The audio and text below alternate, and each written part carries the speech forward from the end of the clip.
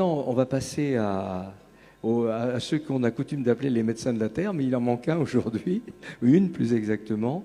Donc Claude Bourguignon, on ne le présente pas, hein. Donc je vais simplement lui donner la parole tout de suite, et puis il va nous dire ce qu'il a d'essentiel à nous dire sur son parcours. Et puis surtout, je le laisse totalement libre, comme vous d'ailleurs, hein. Je vous ai laissé libre de dire ce que vous vouliez. Merci. Ça marche, oui. Bon, d'abord, je voudrais remercier les organisateurs de la deuxième session nationale de biodiversité de nous avoir invités. Puis je voudrais excuser Lydia, on a été un peu trop surchargé ces temps-ci, on a pris 15 fois l'avion en moins d'un mois, donc on était un peu sur les rotules, donc elle s'excuse et elle m'a dit que c'est à moi de la représenter. Donc je vais rapidement parler de mon parcours. J'ai un parcours un petit peu spécial, puisque je ne voulais pas du tout faire de l'agronomie. À l'âge de 14 ans, j'ai fondé avec des copains du lycée Montaigne, le groupe ornithologique parisien. Je travaillais avec le WWF, on a commencé à créer des réserves, et donc je voulais travailler dans l'écologie. J'ai donc fait une maîtrise en physiologie et zoologie à l'université de Paris. Et puis c'est en travaillant sur des comptages de tigres dans l'Himalaya que j'ai vu, première fois de ma vie, j'ai vu des hommes mourir de faim. Je n'avais jamais vu ça. J'étais un gamin de l'après-guerre, je ne savais pas ce qu'était la famine. Et je me suis dit, on ne peut pas protéger les tigres s'il y a des gens qui meurent de faim. Donc je suis rentré des Indes et je me suis présenté à l'agro. J'ai été reçu. Pas comment, un coup de peau, quoi. Bon, c'est vrai que j'avais des publications depuis l'âge de 14 ans, donc c'est peut-être ça qui a fait qu'ils m'ont permis de rentrer. Et là, j'ai découvert un monde de fous. On nous apprenait à donner de la viande aux vaches pour augmenter la production laitière. On nous apprenait l'art d'entasser les pauvres bêtes dans des conditions infernales, les surcharges d'azote et tout. J'ai dit, mais ils sont fous alliés, ces gars-là. Donc j'ai décidé en troisième année de rentrer en microbiologie des sols, de reprendre le sol à la base. À l'époque, il y avait encore à l'agro une chaire de microbiologie des sols. Et coup de chance, au moment où je suis arrivé, Monod, le prix Nobel, venait de devenir directeur de l'Institut Pasteur. Et première chose qu'il a fait quand il est arrivé, il a supprimé le labo de microbiologie des sols en disant que la microbiologie des sols, ça servait à rien. Et donc, les trois chercheurs, Kaiser, Tardieu et Pochon, n'avaient plus de laboratoire, ils ont été foutus à la porte, et ils ont été reçus dans le laboratoire de microbiologie des sols de l'agro. Et donc, je me suis retrouvé avec trois professeurs prêts de partir à la retraite, et j'ai redécouvert le bon sens. Des hommes qui m'ont appris que c'était les mycorhizes qui donnaient le phosphore aux plantes, que c'était les sulfobactéries qui donnaient le soufre, etc. Et j'ai eu à ce moment-là, pendant ma troisième année, en plus j'étais tout seul, donc j'ai terminé premier dans ma spécialité, ce qui était quand même pratique, et j'ai eu tout seul un cours particulier. Et ensuite, en sortant de l'agro, en microbiologie des sols, il n'y avait qu'un seul labo, c'était Dijon. Et c'est là que j'ai rencontré Lydia. Lydia travaillait sur la qualité des aliments. Et moi, je travaillais sur la qualité des sols. Donc, on s'est rencontrés comme ça. Et comme l'INRA, à l'époque, ne voulait pas entendre parler de l'agriculture biologique, et qu'avec Philippe Desbrosses, on se rencontrait régulièrement en catimini, parce que c'était strictement interdit par l'INRA de travailler sur la biologie. Donc, j'ai commencé à passer pour une mauvaise tête à l'agro. En plus, j'ai fondé un collège d'agriculture biodynamique à Malval avec des copains scientifiques. Donc, l'INRA a voulu qu'on arrête ce collège en disant que c'était scandaleux, que je tachais l'image de l'INRA. Donc, j'ai passé vraiment pour quelqu'un de pas gentil. Donc, avec Lydia, on a décidé de quitter l'Institut. On a fondé notre laboratoire en 1989, qui est donc un laboratoire d'analyse microbiologique des sols. Depuis 1989, nous avons analysé plus de 12 000 sols à travers le monde, dans à peu près toutes les écologies de la planète. Donc, sans me vanter, je peux commencer à vous dire comment ça marche un sol. Alors, je vais parler comment marche un sol dans nos régions. Dans nos régions, la France, avant que nous la cultivions, était couverte à 90% de forêt. Et comment ça marche un sol? Comment un sol fait pour fonctionner pendant des milliers d'années sans être dégradé? Et dès que la main de l'homme y met les pieds, elle casse tout. Donc pourquoi l'homme casse les sols alors que la nature sait les faire pousser pendant des milliers d'années? Pour vous donner une idée, le plus vieux modèle biologique que nous connaissons, c'est la forêt de Bornéo. C'est une forêt qui a 150 millions d'années, qui reçoit entre 3 mètres et 9 mètres d'eau par an et qui continue à faire pousser les plus grands arbres du monde, les Dipterocarpus, qui font 80 mètres de haut. Imaginez que la nature laisse passer un petit peu d'azote. Nous, on laisse partir 40 unités d'azote chaque année dans les nappes phréatiques. Imaginez que la nature laisse passer, je ne sais pas moi, un millième d'azote, mais en 150 millions d'années, il n'y aurait plus rien sur Bornéo, ce serait un désert. Or, ce n'est pas un désert, c'est la forêt la plus riche du monde. Alors, comment ça marche? Comment le système vivant fait pour fonctionner? Il fonctionne de la façon suivante. L'arbre, c'est le maître des sols. C'est pour ça que les anciens, quand après avoir ruiné les sols d'Europe, ont réussi à créer l'équilibre agro-silvo-pastoral au XIXe siècle, ont arrêté la famine en Europe. C'est qu'ils avaient inconsciemment, tout à fait empiriquement, reconstitué l'arbre, réinjecté l'arbre dans la forêt. C'était sous forme, dans l'agriculture, c'était sous forme de haie, mais l'arbre est indispensable. Alors comment ça marche en forêt? Ça marche de la façon suivante. L'arbre, tous les ans, il fait tomber des feuilles mortes et des branches mortes sur le sol. Ces branches vont être attaquées par une faune qu'on appelle la faune épigée. Cette faune va manger tous ces bouts de bois, toutes ces feuilles, et va faire des crottes.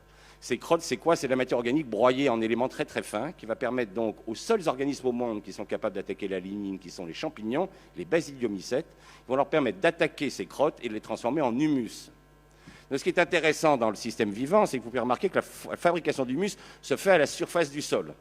On comprend tout de suite pourquoi le labour est une machine de destruction massive des sols, c'est qu'elle met la matière organique sous le sol, ce qui est une absurdité. Les animaux, ils ne vivent pas sous le sol, les épigées, ils vivent à la surface du sol. Les arbres, eux, ils vont s'adapter à ce système très astucieux, ils vont faire un double enracinement. Vous avez vu avec l'ouragan de 99, des arbres arrachés, hein. Ils ont un enracinement horizontal qui est sous la matière organique. On peut se dire, mais pourquoi les arbres ont développé ce réseau de racines horizontales sous cette couche de matière organique? C'est qu'au printemps, les humus qui ont été formés pendant l'automne et l'hiver par les basidiomycètes vont être minéralisés quand le sol va se réchauffer par les bactéries. Les champignons font l'humus, les bactéries minéralisent. En minéralisant, elles vont libérer du nitrate, du phosphate qui va descendre avec l'eau de pluie. Et là, il y a les racines horizontales de l'arbre qui va récupérer le nitrate, le phosphate et qui va le renvoyer dans la frondaison. Le système sol-plante est fermé dans la nature. Il n'y a pas de fuite. C'est pour ça que les nappes phréatiques sont propres sous les arbres. C'est que l'arbre, il a mis ses racines sous la matière organique. La grande bêtise de l'agriculture, c'est qu'elle laboure et elle met la matière organique sous les racines. Donc le temps que les racines arrivent, c'est minéralisé, vous envoyez dans les nappes. Donc première leçon, ne jamais enfouir de matière organique dans un sol. La nature nous le dit, il suffit de regarder le livre. Ensuite, les arbres, ils ont un deuxième système d'enracinement qu'on appelle le pivot, système pivotant. Ce système pivotant va descendre jusqu'à la roche-mère. Là, il y a deux solutions. Où la roche-mère est fissurée, l'arbre va continuer son chemin. Alors, record d'enracinement sous chêne en Europe, 150 mètres de profondeur, sous orme, 110 mètres, sous merisier, 140 mètres. Bon, on ne s'amuse pas à faire des trous de 150 mètres, hein, c'est les spéléologues qui nous rapportent des racines du fond des grottes et ils nous disent, au fond des grottes, on voit les racines qui pendent à la surface et il y a de l'eau qui ruisselle. L'arbre est le seul organisme vivant du monde qui est capable de prendre l'excédent de l'eau de pluie, de l'envoyer le long de ses racines dans lequel il va absorber tous les éléments nutritifs et d'emmener cette eau pure dans la nappe phréatique. C'est pour ça que l'arbre est indispensable dans le fonctionnement de cette planète, c'est qu'il est le seul capable de remplir la nappe phréatique. À cette profondeur-là, la racine de l'arbre est en contact avec le monde minéral. Et qu'est-ce que va faire la racine de l'arbre? Elle va sécréter des acides, elle va attaquer le caillou et elle va le transformer en argile. Donc ce qui est intéressant, puisque le sol est un complexe argilo-humique, c'est que l'humus est fabriqué en surface grâce au travail des champignons et de la faune épigée, et les argiles sont fabriquées en profondeur par l'attaque des racines des arbres au contact du monde minéral. À cette profondeur, il y a des racines qui meurent, de nouvelles racines arrivent. Et il existe heureusement une faune qui se nourrit de racines mortes, qui nettoie toutes ces racines mortes, et qui va libérer de nouvelles galeries pour les racines suivantes. C'est ce qu'on appelle la faune endogée. Alors on retrouve les mêmes groupes qu'en surface, des colamboles, des acariens, des vers, sauf qu'ils sont petits, aveugles, et leur boulot, c'est toujours de nettoyer des racines. Pour vous donner une idée du travail de cette faune endogée, un blé fait 200 km de racines et 5000 km de poils absorbants. Un blé, hein. Nous en mettons 200 au mètre carré, c'est-à-dire qu'un blé, c'est 4 milliards de kilomètres de racines. Eh bien, ces 4 milliards de kilomètres de racines seront mangés par la faune endogée pendant l'hiver et permettront à l'orge qui suivra, ou au colza, de s'enraciner. Alors, on voit que l'argile est produite en profondeur, l'humus est produit en surface, il y a une faune épigée qui aère le sol en surface et une faune endogée qui aère le sol en profondeur, mais comment argile et humus se rencontrent? Parce qu'il faut bien qu'ils se rencontrent pour former le sol. Ils vont se rencontrer grâce à une troisième faune, que vous connaissez généralement tous, qui sont les vers de terre. Dans les pays tropicaux, ce sont les termites qui font le même rôle. Les vers de terre, qu'est-ce qu'ils font? C'est les grands lombriques, hein, ce qu'on appelle la faune anécique. Ils habitent des galeries, eux, ils habitent des terriers. Ils ne sont pas comme la faune épigée ou la faune endogée qui change d'endroit tout le temps. Eux, ils ont des galeries. Toutes les nuits, ils sortent. Ils laissent l'arrière de leur corps dans la galerie pour pouvoir rentrer dedans s'il y a un prédateur. Et ils prennent de la matière organique, ils l'emmènent, ils redescendent, là ils remontent de l'argile, ils passent leur temps, parce que quand ils ont fait demi-tour, ils vident leur intestin pour former une crotte qu'on appelle le turricule. Et il se trouve que les vers de terre ont dans leur intestin une glande qu'on appelle la glande de Morène qui est très riche en calcium. Donc ils remontent de l'argile, et ils mélangent dans leur intestin de l'argile et de l'humus, et il se trouve que les argiles sont négatifs, les humus sont négatifs, et le calcium est un ion qui a 2 charges positives. Donc une charge positive va attacher l'argile et une charge positive va attacher l'humus. Et ils vont fabriquer du complexe argilo-humique. C'est les vers de terre qui fabriquent la Terre. Le premier scientifique qui va s'y intéresser, c'est Darwin.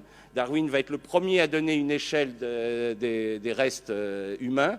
Hein, parce que si vous faites des profils, vous verrez que les pierres taillées, on les trouve en profondeur, puis les mosaïques romaines, puis les restes du Moyen-Âge. Ce n'est pas parce que les hommes de la pierre taillée vivaient sous terre, hein, ils vivaient comme nous à la surface, mais c'est les vers de terre qui ont enfoui tous les restes humains. C'est pour ça que les archéologues passent leur temps à creuser des trous, c'est de la faute des vers de terre. Et en fait, Darwin a une idée très bonne, il a mesuré la quantité de terre. Un ver de terre rejette son poids de terre tous les jours. Il a calculé simplement les distances qu'il y avait entre les restes humains, Et il s'est rendu compte que c'était beaucoup plus vieux que ce qu'on racontait à l'époque. Hein, c'était la Bible, hein, c'était 5000 ans, la création de l'humanité. Donc, M. Darwin a été très prudent pour ne pas avoir la religion sur les bretelles. Mais il a montré que c'était beaucoup plus ancien qu'on croyait. Hein, si vous mettez par exemple un pas japonais dans votre jardin, vous verrez que votre pas japonais va disparaître. C'est les vers de terre qui vont l'enfouir progressivement. Hein, souvent, quand je suis sur le terrain avec les agriculteurs me disent « Oh là là, j'ai mes cailloux qui remontent ». Alors je leur explique que le vol lourd des cailloux dans la plaine, ça n'existe pas. C'est jamais les cailloux qui remontent, c'est toujours la terre qui s'en va. Hein, donc ne faites pas de mauvaises interprétations. Alors comment nous avons fait pour tuer nos sols? On a violé ces lois fondamentales. C'est-à-dire qu'on n'a pas... Vous pouvez violer les lois humaines. Si vous faites choper par la police, vous irez en tôle. Mais ce n'est pas très grave pour l'ensemble de l'humanité. Mais quand on viole les lois universelles, les lois de la biologie, là c'est très grave. Alors comment on a fait pour tuer les sols? On a inventé deux armes de destruction massive des sols. D'abord la charrue. Au début, les hommes, ils gratouillaient la terre avec les chevaux, c'était pas bien grave. Mais quand on a découvert le tracteur, vous savez, c'était Victor Hugo qui disait, pour montrer la fascination des hommes devant les grosses machines, une immense force qui aboutit à une immense faiblesse, voilà ce qui fascine les hommes. Ah, les mecs, ils bandent comme des fous devant un gros tracteur de 300 chevaux, ils n'en peuvent plus. Hein. Donc, ils bousillent les sols en les retournant. Première erreur, ils mettent la matière organique au fond. Or, il se trouve que tous les champignons du monde sont aérobies. Il n'existe pas de champignons anaérobiques sur Terre.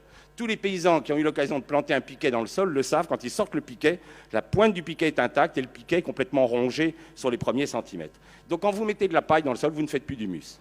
C'est pour ça qu'on arrive à ce système très étonnant que les anciens faisaient à peu près 2 tonnes de paille en France en 1900, ils avaient 4% de matière organique. Maintenant, nous avons 5 à 6 tonnes de paille en France et nous n'avons plus que 1,6% de matière organique sur l'ensemble du territoire. Nous avons divisé par 2 notre matière organique alors qu'on a multiplié par 2 les pailles. Pourquoi? Parce que nous les enfouissons. Et à partir du moment où vous enfouissez, c'est fini, vous ne ferez plus jamais d'humus. Heureusement d'ailleurs pour la ville de Venise qui repose sur des piliers de bois. Ces piliers de bois sont sous l'eau en anaérobiose et aucun champignon ne peut les écrouler. C'est pour ça que la ville est toujours là. Donc première erreur, enfouissement de matière organique. Et le nombre de gens que je vois en mettre du compost avant de planter un arbre passent leur temps à faire cette erreur qui est une erreur fondamentale contre les lois universelles. Deuxième erreur, on apporte les engrais chimiques. Qu'est-ce que font les engrais chimiques? Ils stimulent les bactéries. Or les bactéries elles sont minéralisatrices, elles ne font pas d'humus, elles minéralisent. Et les bactéries elles se multiplient 20 fois plus vite que les champignons. Donc qu'est-ce qui se passe quand vous mettez des engrais chimiques? Vous accélérez la minéralisation de la matière organique. Quand la matière organique tombe trop bas, la faune disparaît puisqu'elle se nourrit de cette matière organique. Un pays comme la France, nous sommes passés de 2 tonnes de vers de terre en 1950 à l'hectare à moins de 100 kilos. Qu'est-ce qui se passe quand il n'y a plus de vers de terre? Les vers de terre, je vous ai expliqué qu'ils remontaient tous les jours de la terre. Ils remontent de la potasse, du phosphore, de la magnésie, du calcium. Plus de remontée par les vers de terre. Les éléments vont descendre. Pollution des nappes, pollution des rivières.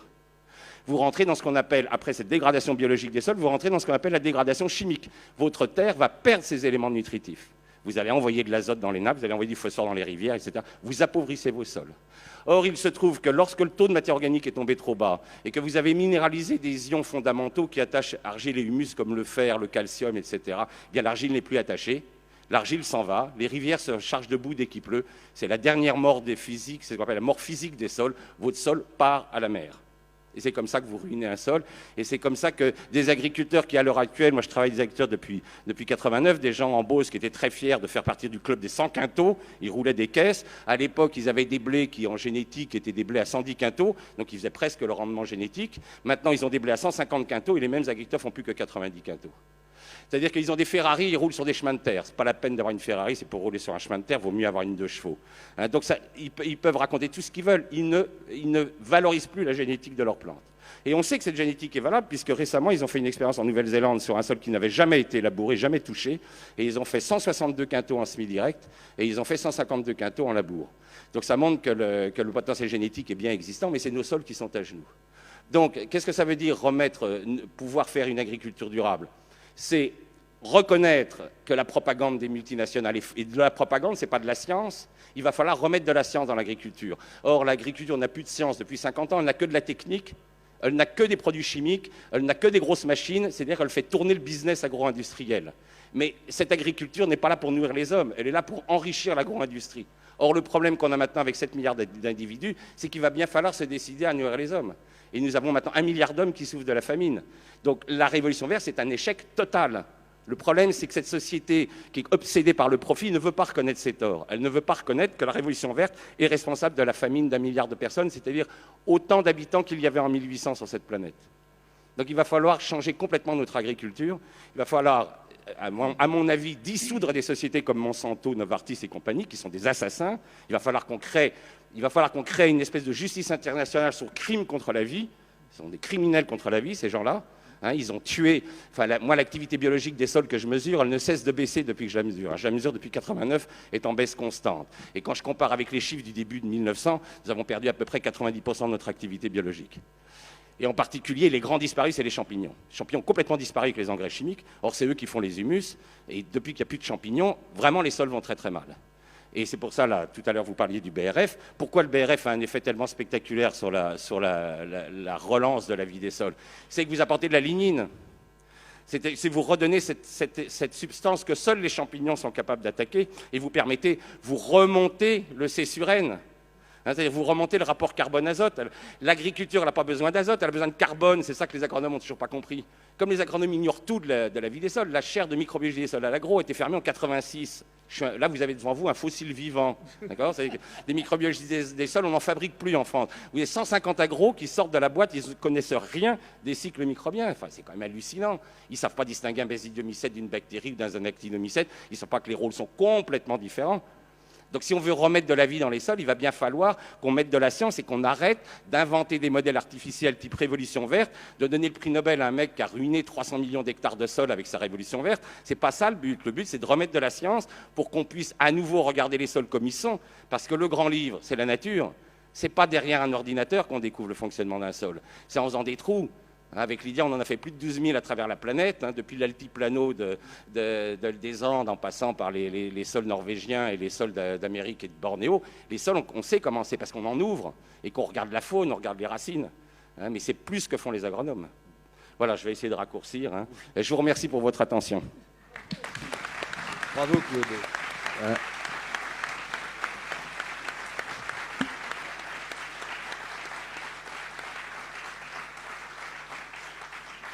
Je crois que tout est dit, hein. Tout est dit. Il faut vraiment qu'on change de civilisation. Donc je remercie nos trois intervenants et je ne sais pas si j'ai le temps de passer la parole à la salle parce que vous bouillez certainement, vous avez envie de poser des questions. Oui, il y en a une là-bas, mais moi j'ai pas de micro à vous transmettre ici. Il faut que ce soit quelqu'un dans la salle. Est-ce que c'est prévu, s'il vous plaît? Oui. Voilà, ça vient. J'ai combien de temps? Parce que là, évidemment, on avait un quart d'heure de retard. Hein, alors, faut fallait le récupérer. On est dans les temps. Hein. On est dans les temps. Bah, on n'a même pas récupéré notre quart d'heure. C'est vrai, mais on devrait terminer à 10h. Donc, moi, je suis... Oui, donc ma question, c'est donc Christian Buis du Mouvement national de lutte pour l'environnement. Sur quelle profondeur donc on doit travailler les sols pour ne pas les abîmer, pour enfouir l'humus, etc. Il ne faut pas les travailler du tout. Hein. C'est-à-dire que c'est intéressant de regarder un paysan chinois, puis un maraîcher chinois et un maraîcher européen. Le maraîcher européen, il enfonce sa bêche, il soulève, il se casse les reins, il retourne tout. Le paysan chinois, il ne fait pas ça, il enfonce sa bêche, il remue sa bêche pour apporter de l'oxygène, il retire sa bêche, il prend 2 cm de terre et hop, il retourne, c'est tout. Il ne se casse pas les reins et il respecte la loi universelle du sol. Ne retournez pas les sols. Donc il existe ce qu'on appelle les semoirs de semi-direct qui permettent de semer directement. Alors pour les maraîchers, vous avez ce qu'on appelle les roues semeuses, qui sont des roues qui font tourner des petites pointes, qui s'écartent, qui font tomber la graine, qui peuvent faire tomber une boulette de matière organique ou de fiente de poule, etc.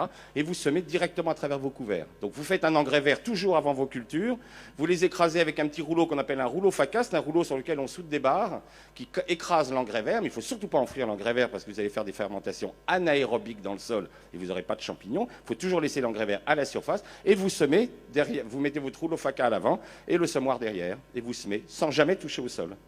Et pour la pomme de terre? Alors pour la pomme de terre, les Boliviens m'ont appris à semer, parce que moi je n'ai pas le temps de beaucoup de m'occuper de mon jardin, donc je simplifie les choses. Ils m'ont appris une technique très simple pour la pomme de terre. Je parle là en maraîchage individuel, hein, pas en grand champ. C'est tout simple. Vous posez vos pommes de terre sur le sol, vous les répartissez correctement avec un radis, avec un râteau, et vous les recouvrez de 20 cm de paille. Et c'est tout. Alors le gros avantage, c'est qu'il n'y a pas à les arroser, il n'y a pas à les buter. Et puis quand vous voulez des patates, vous soulevez la paille, vous prenez des pommes de terre et elles en refabriquent. Donc ça vous permet d'avoir des patates nouvelles, d'avoir des patates à toute la saison, sans vous casser les reins, sans vous embêter. C'est ce que font les paysans boliviens. Et il ne faut pas oublier que la pomme de terre, ça vient de Bolivie. Donc ils ont quand même un peu plus d'expérience de la patate que nous. Voilà. Donc on peut se faire aussi avec des cartons. On peut faire, voilà. Mais ça ne peut se faire qu'au niveau individuel. Mais comme il n'y a plus de paysans, ça explique que les marchands de machines agricoles, ils ont encore de beaux jours devant eux, quoi. C'est ça. Bien sûr, allez-y, Nicole. D'où l'intérêt de relancer le maraîchage en pied d'immeuble, que les habitants dans les villes se réapproprient ces espaces verts stériles pour en faire quelque chose de vivant, quoi. Voilà. La parole, oui. Qui a un micro? Bonjour, Monsieur Pierrot. Alors on parle du monde agricole, mais on pense que la biodiversité peut aussi venir des milieux urbains. Et un urbain qui a une petite maison avec son jardin, là, qu'est-ce qu'il peut faire aujourd'hui, vers qui il se tourne pour cultiver ou entretenir son terrain, comme vous le dites, plutôt que de faire ce qu'on fait aujourd'hui?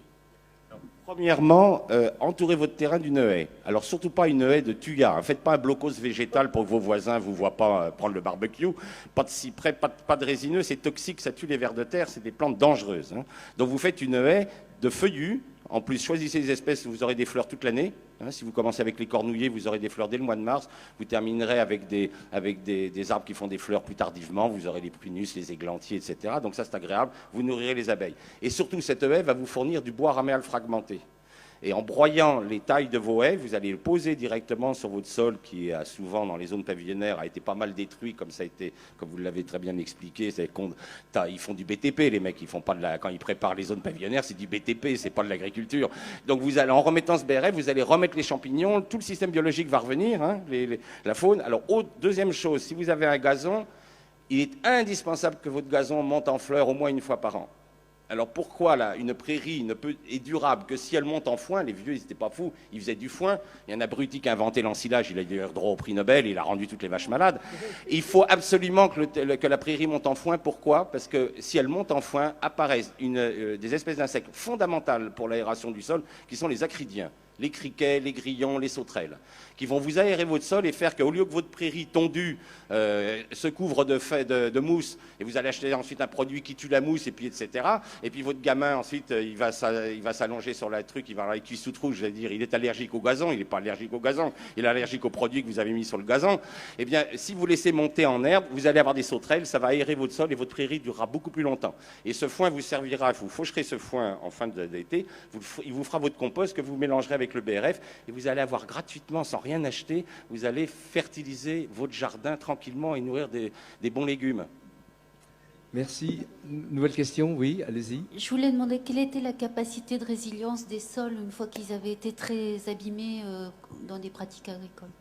Nous, on restaure des sols en 5 ans pour des rotations d'hiver type blé orge colza, c'est-à-dire des cultures qui sont semées en bonnes conditions, récoltées en bonnes conditions. Par contre, là, on travaille dans la région de Ham sur ce qu'on appelle des sols fatigués qui font betterave, blé, ou betterave, patate, oignon, haricots verts, blé.